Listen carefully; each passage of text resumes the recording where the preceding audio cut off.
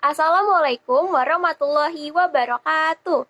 Kami dari kelompok 2 ingin mempresentasikan tentang sistem penginderaan, yaitu sistem olfaktori dan sistem gustatory. Sebelumnya, kami ingin memperkenalkan diri terlebih dahulu. Nama saya Nada Hamdana Gianti. Saya Zahra Filia. Halo, saya Ahmad Rafif. Nama saya Rifa Nurul Aulia.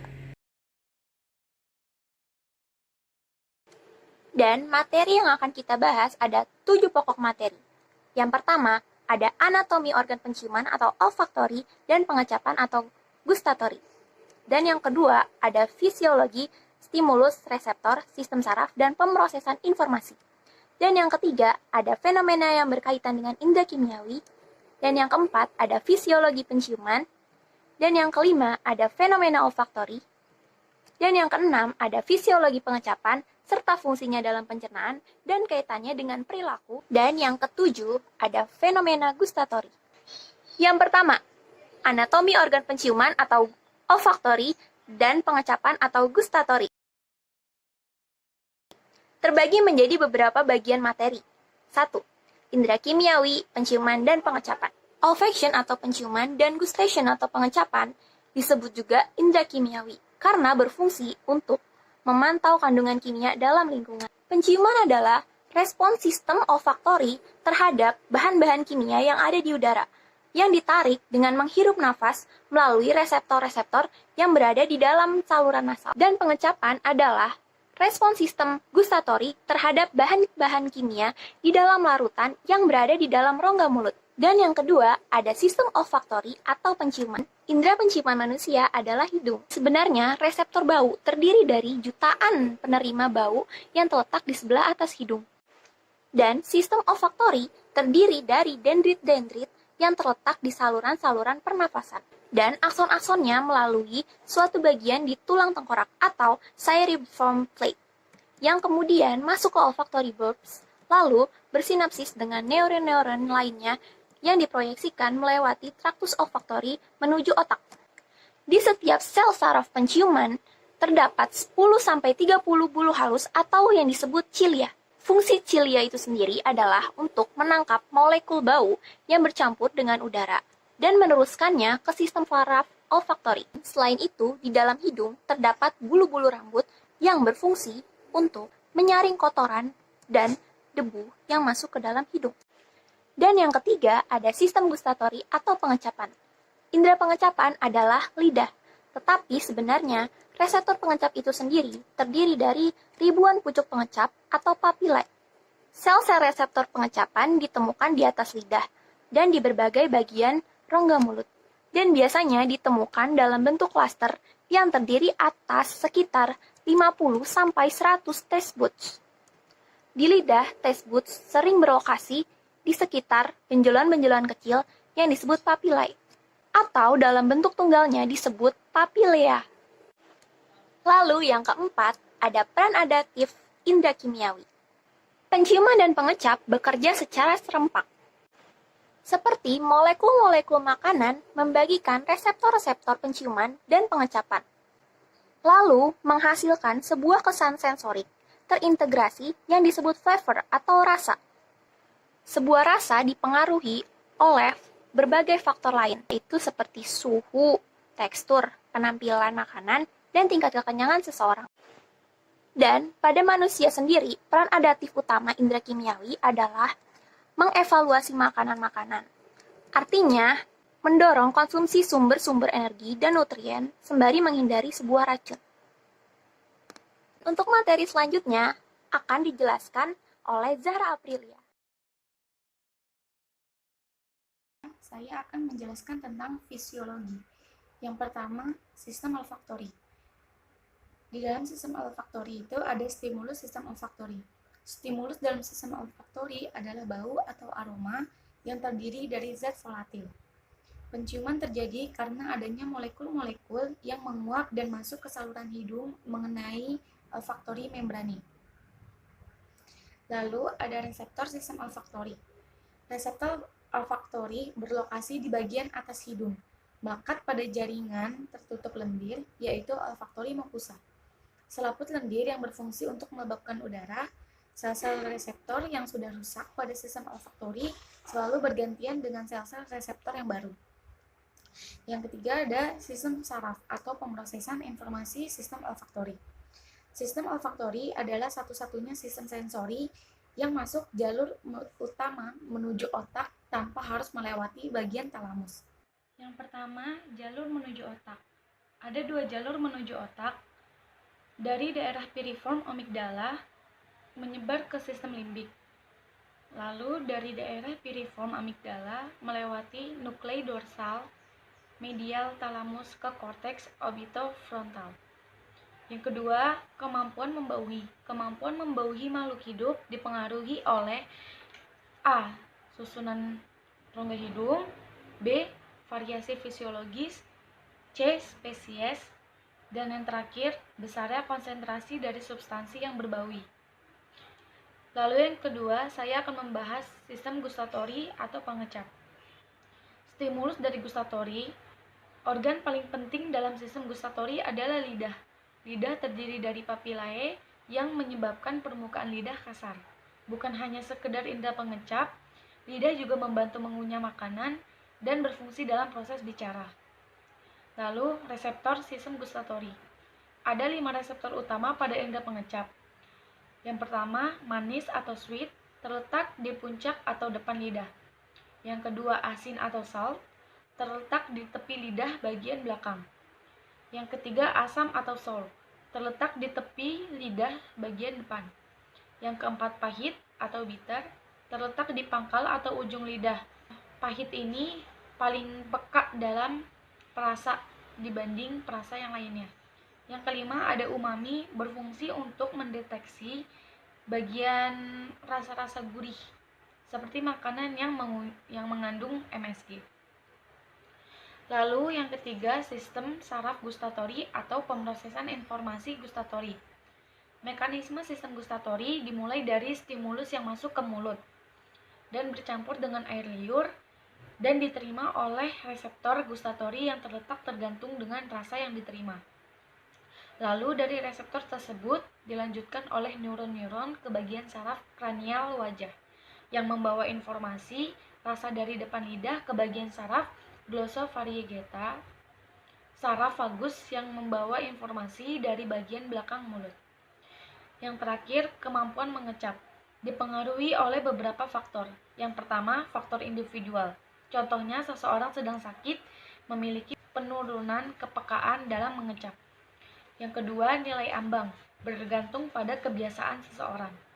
Yang terakhir, konsentrasi. Contohnya itu, seseorang makan semangkuk garam. Lama-lama dia tidak merasakan rasa asin karena dia sudah kebal, sudah kebiasaan, tidak merasa asin seperti pertama kali ia memakan garam.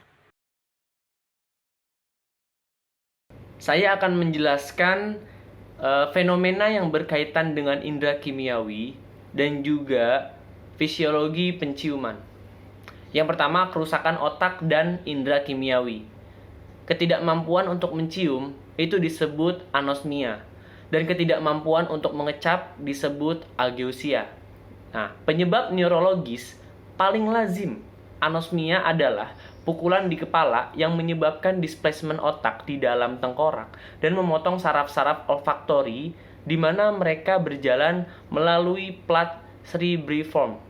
Defisit-defisit yang tidak begitu total di penciuman telah dikaitkan dengan beragam gangguan neurologis.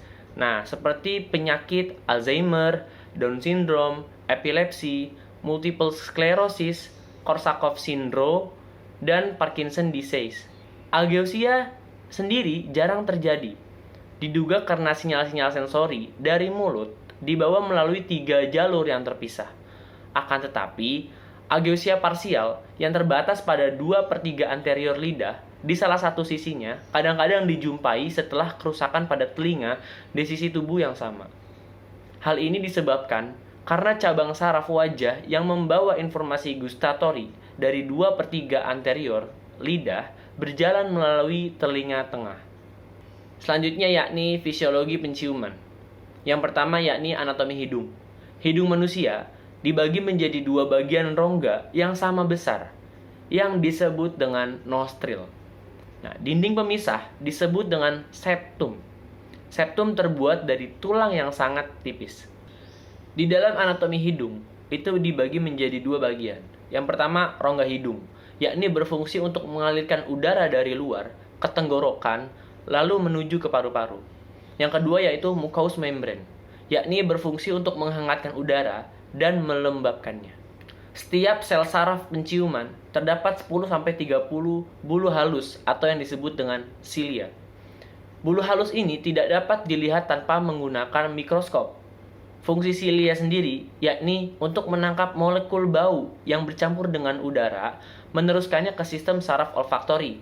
Selain itu, di dalam hidung juga terdapat bulu-bulu rambut yang berfungsi untuk menyaring kotoran dan debu yang masuk ke dalam hidung. Selanjutnya yakni proses penciuman dan kaitannya dengan perilaku. Indera penciuman mendeteksi zat yang melepaskan molekul-molekul di udara. Di atap rongga hidung terdapat olfaktori, epitelium yang sangat sensitif terhadap molekul-molekul bau. Karena pada bagian ini ada bagian pendeteksi bau. Reseptor ini jumlahnya sangat banyak. Kurang lebih ada sekitar 10 juta. Sistem olfaktori hanya sedikit yang berhubungan dengan sistem bahasa yang ada di otak. Akibatnya, seringkali dan menyebutkan bau yang diterima hidung. Sistem olfaktori lebih banyak berhubungan dengan memori di otak. Contohnya, saat mencium bau tak sedap secara refleks, seseorang akan menutup hidungnya. Dan saya akan menjelaskan mengenai fenomena olfaktori, fisiologi pengucapan serta fungsinya dalam sistem pencernaan dan kaitannya dengan perilaku, dan juga fenomena gustatori. Yang pertama itu ada fenomena olfaktori. Kerusakan pada sistem olfaktori di salah satunya itu namanya anosmia, itu ketidakmampuan untuk mencium bau. Hal ini bisa disebabkan oleh pertumbuhan usia. Berdasarkan penelitian, usia 80 tahun ke atas itu 50% menderita anosmia. Selain itu, bisa disebabkan oleh faktor neurologis, yaitu terjadinya benturan di kepala yang menyebabkan perubahan otak dalam tengkorak dan memotong saraf-saraf olfaktori yang melalui ciliform plate. Defisit sistem olfaktori ini bisa dialami juga oleh orang-orang yang mengalami gangguan neurologis seperti penyakit Alzheimer, Down syndrome, epilepsi, Parkinson disease, multiple sclerosis, dan Korsakoff syndrome. Fisiologi pengucapan serta fungsinya dalam sistem pencernaan kaitan dengan perilaku itu yang pertama ada fisiologi pengucap. Fungsi indera pengucap adalah untuk merasakan arti makanan yang enak atau tidak enak, dan juga sebagai alat refleks. Dengan adanya rasa asam, pahit, manis, dan sebagainya, maka getah cerna akan keluar. Senyawa pahit dikecap oleh dorsum lingua, senyawa asam dikecap pada sepanjang tepi lidah, manis dikecap pada ujung lidah, dan asin dikecap pada lingua anterior. Keempat sensasi dapat diinderakan pada faring dari epiglotis. Perbedaan fisiologis telah diperlihatkan dengan merekam aktivitas listrik serabut saraf tunas pengucapan. Rasa asam, intensitasnya ini jika semakin asam, maka akan semakin kuat sensasi yang dibentuk. Rasa asin memiliki kualitas rasa berbeda antara garam yang satu dengan garam yang lainnya. Kehadiran membentuk rasa asin, anin juga berperan membentuk rasa asin walaupun sedikit. Rasa manis tidak dibentuk oleh suatu sensasi kimia saja, seperti gula, glikol, aldehyde, keton, amida, dan asam amino. Kebanyakan substansi yang membentuk rasa manis adalah substansi kimia organik. Perubahan kecil pada radikal sederhana mengubah substansi rasa manis menjadi pahit. Rasa pahit, substansi yang membentuk rasa pahit hampir seluruhnya merupakan substansi organik. Substansi organik rantai panjang yang mengandung nitrogen adalah alkohol meliputi banyak zat-zat yang digunakan dalam obat-obatan. Lalu ada susunan saliva. Air liur atau saliva terdiri dari 70% sampai 90% air. Glikoprotein yang dihasilkan sublingualis, enzim pencernaan yang disebut ptyalin hanya dapat bekerja dalam suasana asam. Garam alkali bersifat basa dan lain-lain, seperti sel-sel epitel yang terlepas, sel kelenjar, leukosit, gas CO2, dan bakteri. Kemampuan manusia membedakan intensitas pengecapan relatif kasar.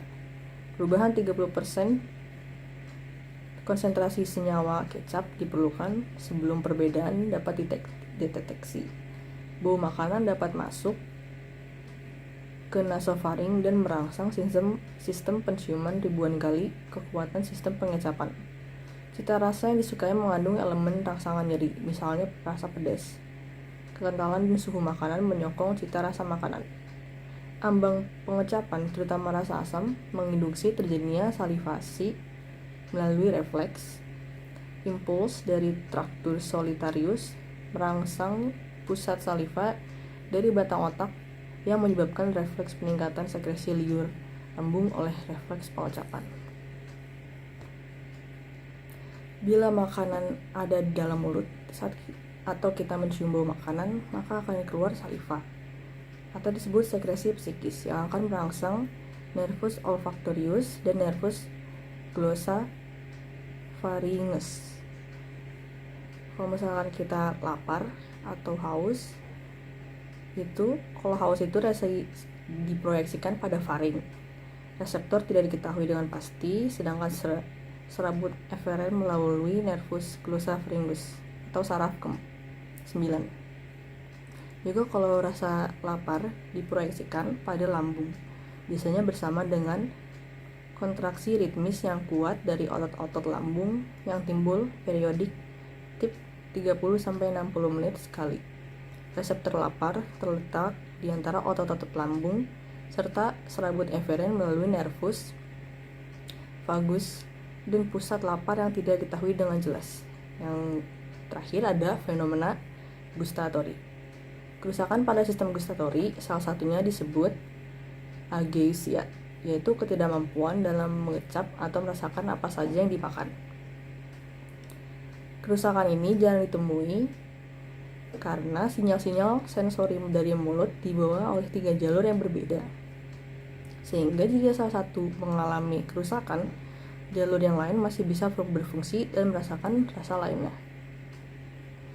Ageusia bisa terjadi karena faktor usia. Ageusia bisa terjadi karena faktor usia yang semakin tua atau bisa karena terjadi benturan keras kepala yang menyebabkan otak gagal untuk menerjemahkan informasi yang diterima sehingga tidak bisa merespon dengan tepat. Kadang ditemui juga ageusia parsial, yaitu kerusakan yang terjadi pada 2/3 anterior lidah yang juga ditemukan pada seseorang yang mengalami kerusakan telinga pada sisi tubuh yang sama dengan bagian lidah yang mengalami kerusakan. Hal ini disebabkan karena cabang saraf wajah membawa informasi gustatori dari 2/3 anterior lidah yang berjalan melalui telinga tengah.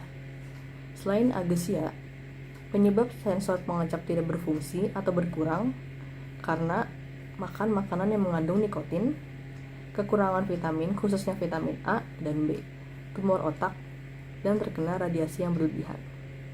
Sekian dari kelompok kami, selebihnya mohon maaf. Assalamualaikum warahmatullahi wabarakatuh.